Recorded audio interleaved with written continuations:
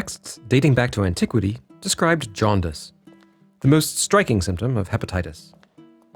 Nothing was known about this jaundice, except that for centuries it was part and parcel of the fighting soldier's life, subjected to appalling hygiene conditions. In the middle of the 19th century, Czech Karl Rokitansky was the first to describe the hepatitis virus.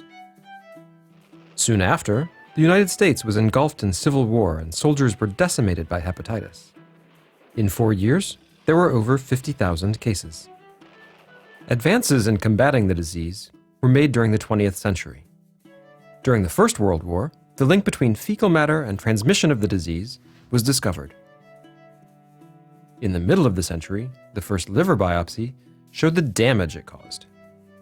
And during World War II, Third Reich doctors used Germans as guinea pigs to prove that hepatitis could be of viral origin. At the beginning of the 1970s, the hepatitis A and B viruses were formally identified.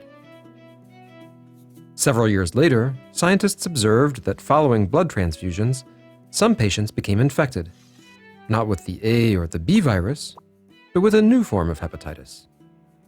With no great attempt at originality, they named the mysterious virus non-A, non-B hepatitis. In April 1989, non-A, non-B was identified and became known as hepatitis C virus, or HCV. It was known to travel via the bloodstream and therefore could be transmitted by blood transfusion. Towards the end of the 1990s, blood products were at last more closely monitored, but numbers of people becoming infected continued to rise. The chief culprit, the sharing of contaminated needles among drug users. Since the 1990s, hepatitis C has been treated with a combination of a protein, called interferon, and an antiviral, ribavirin. But the cure rate is less than 50% and side effects are common and debilitating. The development at the end of 2013 of a new generation of treatments called DAA, for direct-acting antivirals, was a minor revolution, but a revolution with an exorbitant price tag. In June 2014, France and 14 other European countries launched a campaign calling on a private laboratory to reduce their price. France was accorded a small discount of around 8%.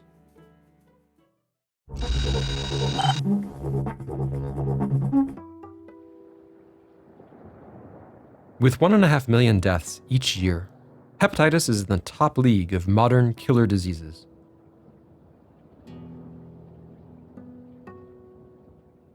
The disease takes many forms: A, B, C, D, E, and G. But they're not all as serious or as common. Hepatitis B and C are the most deadly. Almost 400 million people are chronic carriers of one or the other. B is found mainly in sub-Saharan Africa and Southeast Asia, and C in North Africa, the Indian subcontinent, and in Southeast Asia too. Hepatitis C virus, which is transmitted by blood, kills around 500,000 people a year. There's no vaccine and treatment is hard to get. With over 5 million sufferers, Egypt, Pakistan, China, Myanmar, and Nigeria are the 5 worst affected countries. Egypt is a textbook case. In the 1960s, the country was devastated by schistosomiasis, an illness caused by parasitic worms. Doctors at the time used injections to treat it and reused syringes which were not properly sterilized. In 30 years, 7 million Egyptians received this treatment. Some of them became infected with the hepatitis C virus in the process. It then spread to the rest of the population, with the result today that 1 in every 10 Egyptians is infected. At the end of 2013, groundbreaking drug sofosbuvir came on the market. Costing roughly 100 euros to produce, its price in the United States is 60,000 euros and 41,000 euros in France. To treat all of French patients needing the drug would cost the equivalent of the total budget allocated to Paris's hospitals. In Egypt, Cefazbuvir costs approximately 1,600 euros, and the cost of providing treatment to all Egyptian patients would amount to 5 times the country's annual health budget. So, this miracle drug is a luxury product, which, without a drop in its price, only a privileged few will be able to afford.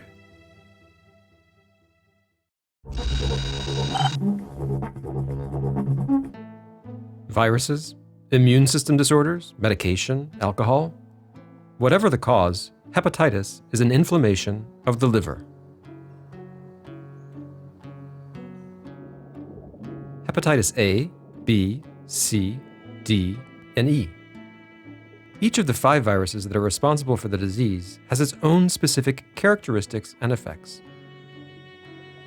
Particularly deadly, hepatitis C, or HCV, is also the most difficult to treat. It spreads through the body via the bloodstream following blood transfusions or unsafe drug injection. Scientists think it is also possible that hepatitis C can be transmitted from mother to fetus during pregnancy or during sexual intercourse. Once in the body, the virus attacks the liver, whose job is to filter the blood. From there, the hepatitis C virus gets into the lobules, the units which enable the organ to function.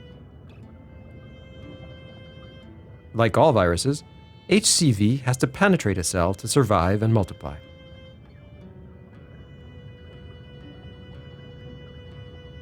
Alerted to the intrusion, the body sends in immune cells, its first line of defense. But in eliminating the virus, they also destroy the liver cells that harbor them. Luckily, in 20 to 40% of cases, the body's immune system rids itself of the invaders within 6 months. But most often, the immune cells aren't up to the task. After 6 months, the infection becomes chronic, and symptoms start to appear. Fever, fatigue, loss of appetite, yellowing of the skin and eyes, dark urine, nausea and vomiting. Inside the body, the virus continues to multiply and infect more lobules that are then destroyed by the immune cells. The destroyed lobules are replaced by what is called scar tissue. As scar tissue increases, it affects the liver's ability to function. This scarring process is called liver fibrosis. The liver shrinks and hardens, its blood vessels flatten, forcing the blood to bypass it. An excess of blood around the liver can lead to edema and esophageal varices. The next step is cirrhosis, which can progress to liver cancer, which can be fatal.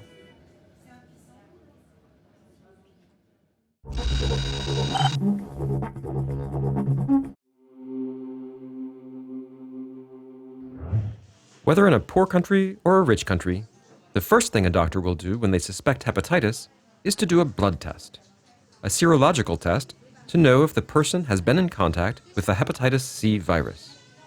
If the test is positive, a second test is necessary to know if the virus is active.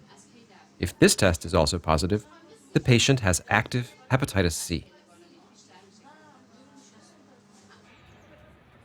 The doctor then evaluates the type and extent of liver damage. A final test determines the genotype of the virus, the family to which it belongs. There are 6 different types of hepatitis C, and they aren't all treated the same way.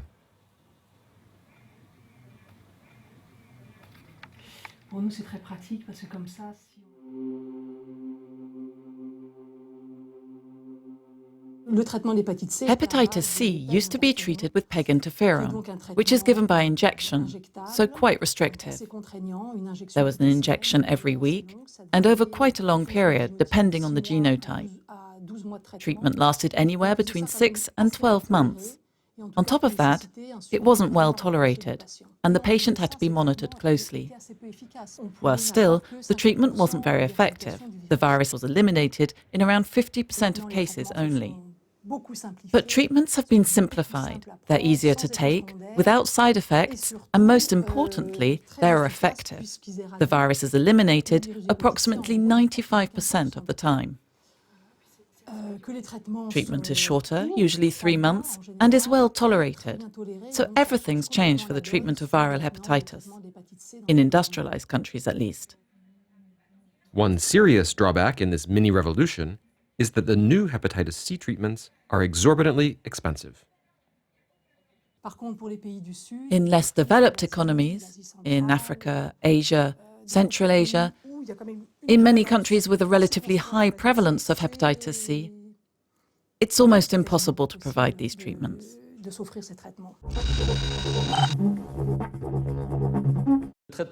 Recently, there's been a revolution in the treatment of hepatitis C. 5 years ago, patients were treated with a combination of peg interferon and ribavirin for 1 year. It cost 25,000 euros, and it was very difficult for the patient, as interferon has multiple side effects, and the cure rate was only 50%. The situation has completely changed in the last 3 years. We've been using new treatments, new antiviral medications. The treatment lasts 12 weeks, and 95% of patients are cured, and there are almost no side effects. My dream is that in 5 years, we'll be able to routinely screen patients in clinics during a regular checkup, and we'll be able to tell them then and there that they're infected with hepatitis C. We'll give them a 12-week treatment, like being given a long course of antibiotics, which will have very few side effects. 3 months later, after a blood test, we'll be able to tell the patient that they're cured. And in fact, we're nearly there. The next thing we need to do is lower the cost of treatment. Currently, treatment with the new antivirals is very expensive. It costs 100,000 euros. In low-income countries, in Asia and Africa, generic treatments produced in India cost 100 times less. It costs 1,000 euros. But 1,000 euros is still a lot. Who can afford that in Africa? Which government or individual can afford that? We need to find ways to make treatment more affordable. Maybe one of the big foundations, like the Global Fund, that finances treatments for AIDS, malaria, and tuberculosis, will agree to subsidize treatment for hepatitis C. We're hoping for this type of breakthrough. The long-term objective is elimination. This is possible in industrialized countries, where transmission is essentially restricted to IV drug users, who become infected when they share needles, as the virus is spread through the blood. If there were a very strong policy for the prevention and treatment of drug users, we could eliminate the virus, and therefore transmission of the virus, in so-called industrialized countries. And maybe I'm dreaming, but countries like Australia are seriously considering this type of policy. In low-income countries, where transmission mainly occurs in health facilities, through contaminated needles or during surgery, with the best preventive measures, along with more affordable treatments, we should, over time, be able to greatly reduce transmission and the circulation of the virus in the population.